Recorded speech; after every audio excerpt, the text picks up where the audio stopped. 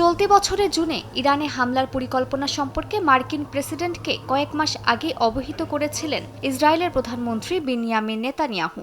সম্প্রতি ওয়াশিংটন পোস্টের এক প্রতিবেদনে এমন তথ্য জানানো হয়। প্রতিবেদনে নেতানিয়াহুর প্রস্তাবিত যে 4 ধাপের কথা বলা হয় সেগুলোর প্রতিটি লক্ষ্য করা গেছে 12 দিনের সেই যুদ্ধে।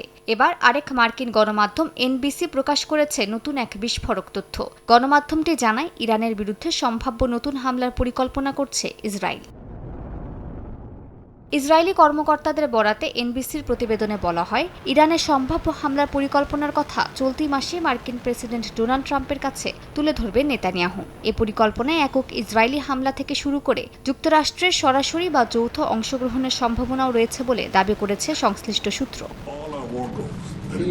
প্রতিবেদনে আরও বলা হয়, যুক্তরাষ্ট্র ইসরায়েল যৌথ হামলায় ক্ষতিগ্রস্ত হওয়ার পরও ব্যালিস্টিক ক্ষেপণাস্ত্র উৎপাদন পুনরায় জোরদার করছে ইরান।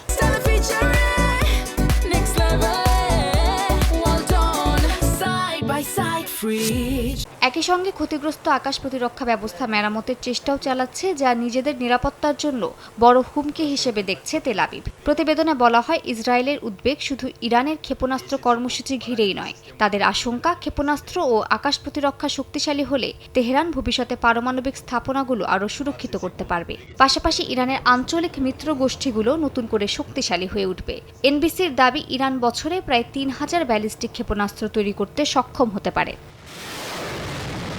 এদিকে ইরানের সামরিক তৎপরতা নিয়ে নতুন করে সতর্কতা জারি করেছে পশ্চিমা গোয়েন্দা সংস্থাগুলো। ইরানের ইসলামিক রেভলিউশনারি গার্ড কর্পস বা আইআরজিসি এয়ারোস্পেস ফোর্সের কার্যক্রমের স্বাভাবিকের চেয়ে বেশি গতিবিধি লক্ষ্য করা যাচ্ছে বলে দাবি সংস্থাগুলোর। গোয়েন্দা সূত্রগুলোর দাবি, এসব তৎপরতা সামরিক মহড়ার অংশ হতে পারে, তবে এর ব্যাপ্তি ও সমন্বয়ের মাত্রা স্বাভাবিক মহড়ার তুলনায় বেশি হওয়ায় বিষয়টি বাড়তি গুরুত্ব পাচ্ছে।